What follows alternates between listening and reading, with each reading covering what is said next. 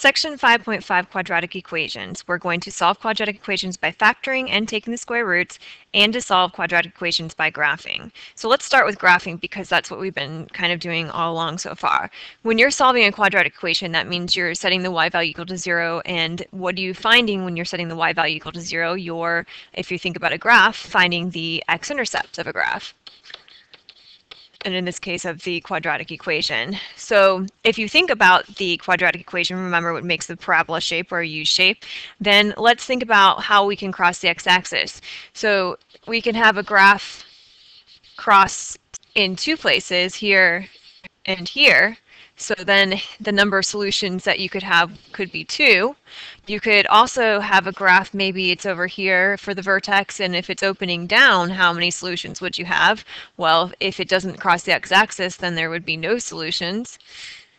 And then we can also have maybe our graph's vertex is on the x-axis. If the vertex is on the x-axis and it opens up or it opens down, then that would give us one solution. So we can have, I should write this in order maybe. So we can have 0, 1, or 2 solutions depending on how our graph is opening and where it's at on our graph. So for this, if it crosses over the x-axis in 2 places, there's 2 solutions. If it's on the vertex is on the x-axis, 1 solution. And if it's above or below the x-axis, like I could have a graph, instead of opening down here and opening down, I could have a graph up here going like that, and that would also have 0 solutions. So let's start off by solving equations by factoring. Now, remember, in order to do this, you always have to have your y value first equal to 0. And so it's already equal to 0. Then we're going to go ahead and factor. So for this, remember, when I'm factoring, I look for a greatest common factor first. So there is no greatest common factor. So since there's no greatest common factor, I have a number in front and 3 terms, which means I'm going to do my slide and divide method. So this number, remember, gets multiplied by the last, and we rewrite it. So x squared minus 20x minus 21. And then remember, that's when you set up your 2 sets of parentheses to factor. Since both my signs are negative here, that means they have to be opposite on the inside. So I know this is x, and I want factors of the last term, 21, that add up to 20. So that would be 21 and 1. So I know negative 21 goes here because my middle term's negative, and this would be 1. Remember, for slide and divide, we also want to divide by the number we slid by, so these would be divided by 3. And then you reduce your fractions, so 1/3 doesn't reduce, but 21 over 3 does. So since the 1/3 doesn't reduce, that means this number would go in front, so this would be 3x plus 1. And then this one becomes 21 divided by 3 would be 7, so x minus 7. And remember for this that all of these were equal to 0. So if we're solving these, remember we've solved problems like this before. We're trying to figure out what inside here would make it 0, and 0 times anything is 0, and what inside here makes it 0. So then you can just do 3x plus 1 equals 0 and solve. So when I solve this equation right here, I know I would get, subtract the 1 divided by 3, x is equal to negative 1/3. And then we can also have another answer, or now I have to solve the other part, x minus 7 equals 0. So here we'd get x equals 7. So these are my 2 solutions for this problem.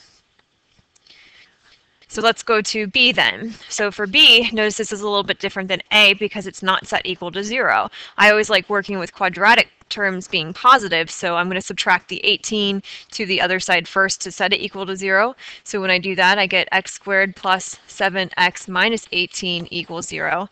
Now I have no greatest common factor. I have 3 terms, so I'm going to look for factors of 18 that add up to 7, and I'm going to set up my parentheses as well.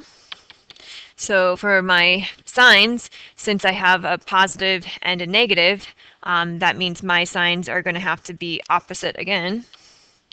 Factors of 18 that add up to 7 would be 9 and 2. So 9 has to be positive because it's 7x, a positive number in the middle, and 2 is going to be negative. Now for this, now that I've factored, now I can go ahead and solve. So x plus 9 equals 0, or x minus 2 equals 0. So here we would get x is equal to negative 9. Here we get x is equal to 2. And how could we check these answers just to make sure we're doing them correctly? Well, an easy way to check them would be to plug it into your calculator and look at your graph. Does our graph cross at y equals or x equals -9 and x equals 2? You should see that it does. So we'll do some graphing in a little bit, but that's another way you can test it and looking at your table. So for the next one, for C, again, same thing. It's not equal to 0, so first thing I want to do is set this equal to 0, and because my quadratic term's negative here, I'm going to add 2x squared to the other side because I would like always to work with a positive quadratic term. So I get 2x squared plus 4x minus 6, so I took this to that side by adding it. Then the next thing I want to do is look for a greatest common factor. Notice that my greatest common factor between these is 2, so I take out that 2, and then I get x squared plus 2x minus 3. Now I want to factor my equation, so 0 is equal to 2, and then I want factors of -3 that add up to 2. So for this one, my signs again are going to be opposite, so plus and minus, x and x. So factors of -3 that add up to 2 would just be, of course, 3 positive and -1. And now I can go ahead and solve my equation. So let's do that over here. So we get 0 is equal to 2 times x plus 3. And that 2, notice it doesn't really matter because if I divide it out from both sides, 0 divided by 2 is 0. So really I'm still solving 0 equals x plus 3. So as long as there's no variable on the outside, then you don't really have to worry about that number. So here we get x is equal to -3, or if we solve this one right here, we would end up with x is equal to 1. And again, I could check this by graphing it in my calculator and seeing that my graph crosses the x-axis at -3 and 1. So why don't you guys see if you can do D. So pause the video and solve, and then I'll do it with you guys. So again, same thing. First things first, we want to set it equal to 0.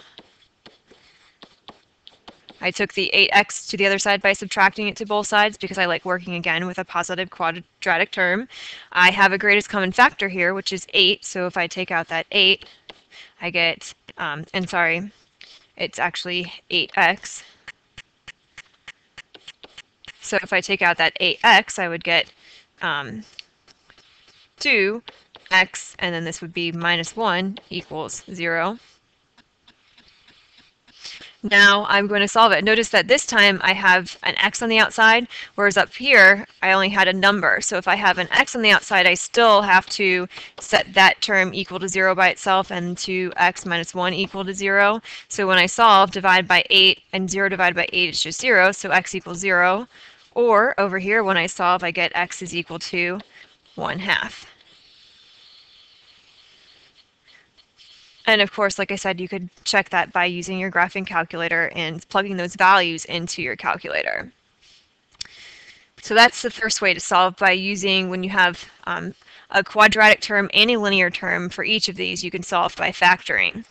Now we're going to solve equations using square roots. So for this one, notice that the difference is we have ax squared minus c. So when you don't have a linear term, you can do this. But if you do have a linear term, like we do for all these, because notice this is our linear term, here's our linear term, and so on. So if you have a quadratic and linear term, you have to factor, but when you don't have one, we can just solve by taking the square roots of both sides. So if you look at a here, notice that there is no linear term. So if I want to solve this, I can add the 486 to the other side, so I get 6x squared equals 486. Now for this, I want to get the quadratic by itself, the x squared variable, so then I'm going to divide both sides by 6. So when you divide both sides by 6, you would get x squared is equal to 81. We've solved these equations before, so remember, when you get rid of an even power, you want to take plus or minus the square root of both sides. So I would get x is equal to plus or minus the square root of 81, and of course the square root of 81 is equal to 9, so x is equal to plus or minus 9. And again, I could check this by graphing in my calculator and seeing that it crosses the x-axis at +9 and -9. I have two answers there. So you guys should pause it and see if you can do B or C on your own, and then I'm going to work them out. So for b, again, same thing. I do not have a linear term, so then I can just go ahead and solve this. So 4x squared, I'm going to take the 25 to the other side by adding it. Then, of course, I want to divide by the 4. And 25 over 4 doesn't reduce, so I want to solve, and I have to take the square root of both sides, get rid of that even power, so plus or minus the square root of 25 over 4. Remember, we do not like to have fractions underneath radicals, so I need to simplify this using my properties of radicals.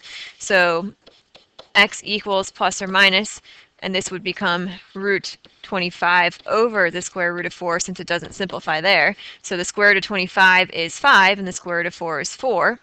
If the radicals don't reduce, leave the radical in your answer. So, oh sorry, not 4, this should have been 2 because the square root of 4 is 2. So plus or minus 5 over 2. So looking at C here, so again, I'm going to subtract the 24 to the other side. Or I could add the 3x, it doesn't really matter. So I get negative 3x squared equals negative 24. Divide by negative 3. And so I get x squared is equal to 8. And then here, again, get rid of that power. So x is equal to plus or minus the square root of 8. 8 doesn't give me a perfect square, so because of that, I'm going to reduce it using my properties of radicals. So remember that this is the same thing as 4 times 2.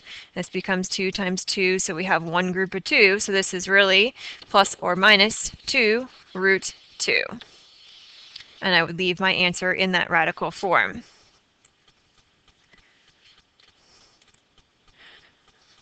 So let's skip D and then let's go ahead here. Solve equations by graphing. So not every quadratic equation can be solved by factoring or finding square roots. Another method for solving quadratics is by graphing its related quadratic function, and then we're going to use our calculator tool, which is called the zerover function, and we're going to look at the answers on our calculator. So we'll talk about these steps. So let's do the first one. X squared minus 5x plus 2. I can't solve this by using square roots because it has a linear term, and if I try to factor this, I don't have factors of 2 that add up to 5. So because of that, we are going to use our calculator then to help us. If I can factor or use square roots, I would do that instead. So if I go to my graphing calculator, you're going to want to go to your y equals and type in this first equation right here. So x squared minus 5x and plus 2. After you get that typed in, then you're going to hit zoom 6 for a nice window.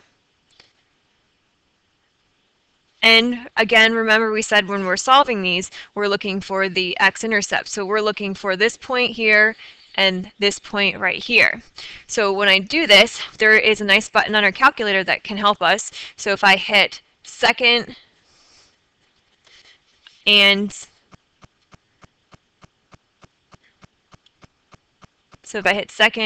trace, notice that we have a button that's called the 0. So that's the 0 function that we're going to use. So I'm going to go down to number 2 and hit enter. Now notice right here it says left bound. So if you think about drawing a line where your x-intercepts are, the left bound means you want something to the left of where this point is on our graph. So notice that this is the left side and this is the right side of that x-intercepts. And when you're doing this, you always have to then pick something above or below your x-axis for right or left, because notice the x-intercept is right on the x-axis. So something that is going to be left bound would be where it's at right now. And do we have to pick the value here? No, I could move my pointer over here a little bit more. It doesn't really matter where it is as long as it's somewhere to the left of your graph, and then hit enter. And then I want something to the right of my x-intercept. So if my x-intercept is right here, something to the right would be below the x-axis now. And again, it doesn't really matter exactly where you do it. I do somewhere just close enough to it. So this is to the right of this point right here, you'll notice, and hit enter. And then when it says guess, it's nice because your calculator is going to do this next part for you. So just hit enter for guess. And then notice that we're going to get this value. So it's right here on our graph. It's hard to see there, but it's right on our graph. And notice that your y value is 0. So that means the 0 for this is x equals 0.438. 0.84. We're always going to round to 4 decimal places. So that's the x-intercept there. Now I'm going to do the other side. So if I want to do the other side, I have to do second trace again. So I have to do it again. Go to number 2, hit enter. Now I want something left bound. So again, notice that now this time left bound is below the x-axis. So if I were to again draw my imaginary line right here, now this is left and this is right. So again, left is now below my x-axis. So it doesn't matter where you hit enter, somewhere just as long as it's below. And then something to the right of that x-intercept would be on this side, enter. And you can tell that you did it right because look at these arrows that we have up here. So if you notice, these arrows should be both pointing towards each other like this. So it's going to guess in between those two arrows. So that's what you're really looking for. So now if I hit enter, I get x is equal to 4.561, and since this is a 5 here, I'm going to round to 6. So those are my two x-intercepts then that I would write down on my paper. So for these values, that's what you're going to write here. So when y is 0, we end up with our value.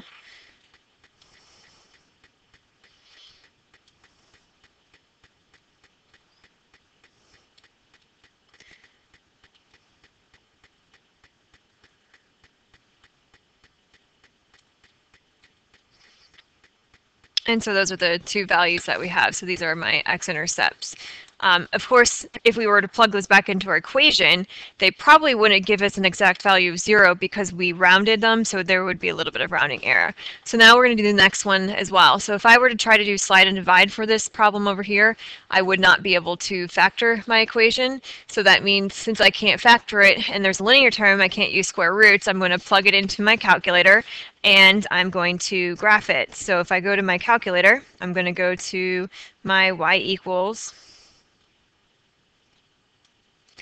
and clear this out. So you want to graph this second equation, so make sure you type that in. So while you're typing that in, I'm going to clear the screen over here. So after you have it in your y equals, then we're going to go to zoom 6 for a nice window for the graph. Or you can just hit graph because we already did the zoom 6 the last time. Whoops, I forgot to turn the equation on.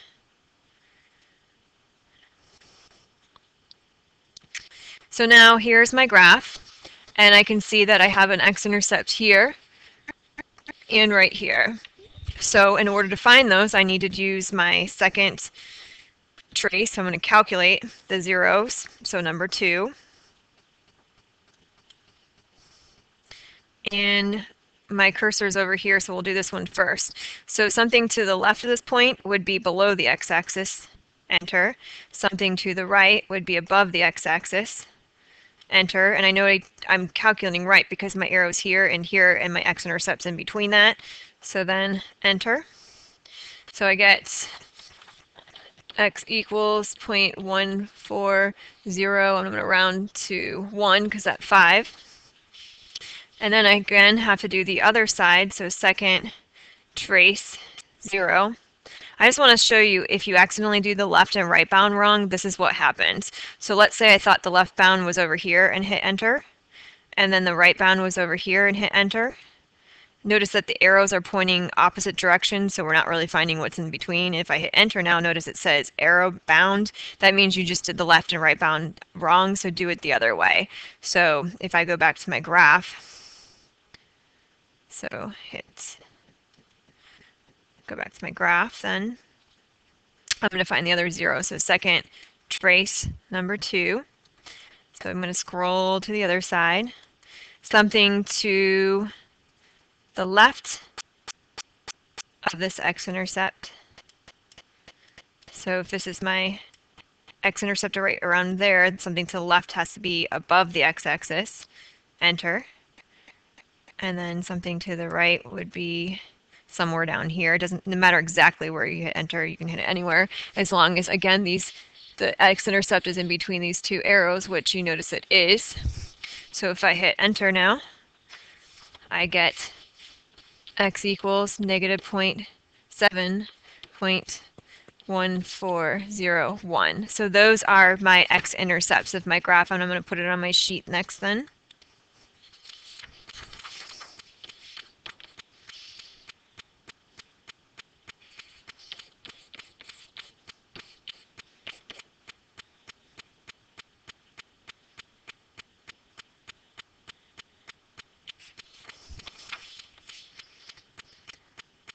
And I just noticed that I forgot to put the 2 in this equation here, so those would actually be the wrong solution. So this is the equation we should have graphed, so sorry about that. So let's find those intercepts again.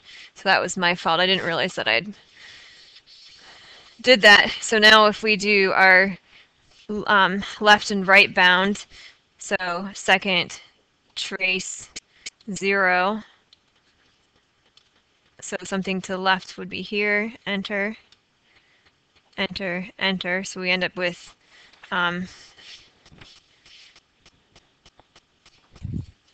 so 2x squared plus 7x minus 1. So we enter 1 to point x equals 0.137, and then since it's a 4 and the 5 next, we're going to round that to 5. And then if we do the other side, second trace 0,